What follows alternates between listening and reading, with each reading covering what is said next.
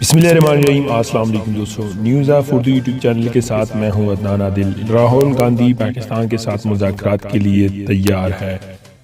بھارتی سیاسی جماعت انڈین نیشنل کانگریس نے اعلان کیا ہے کہ اگر کانگریس جیت کر اقتدار میں آتی ہے تو بھارت پاکستان کے ساتھ مذاکرات میں حصہ لے گا۔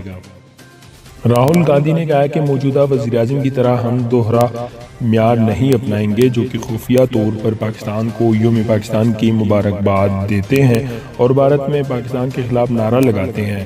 انہوں نے مزید کہا کہ ہم پردے کے پیچھے بات سے کرنے سے حامی نہیں ہیں۔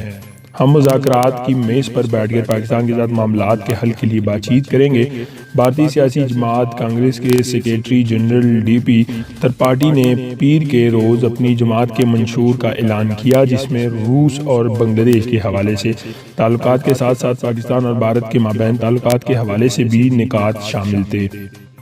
کانگریس نے اپنے منشور میں اعلان کیا ہے کہ اگر عوام نے انہیں ووٹ دے کر حکومت کا حق دیا تو وہ مودی کی طرح دوغلے پن کا مظاہرہ نہیں کریں گے بلکہ عوام کو بتا کر پاکستان کے ساتھ مذاکرات کریں گے۔ یاد رہے کہ گزشتہ ماہ پاکستان اور بھارت کے درمیان کشیدگی طور پر بڑھ گئی تھی جب بھارتی طیاروں نے پاکستانی فضائی حدود کی خلاف ورزی کی اور پاک فضائی نے بھارت کے 2 جہاز مار گرائے تھے۔ تب بھارت پاکستان کی دھمکیاں دے رہا تھا، لیکن 23 مارچ کے یوم پاکستان کے موقع پر بھارتی وزیر اعظم نریندر مودی نے وزیر اعظم پاکستان کو اس دن کی مبارکباد دی تھی۔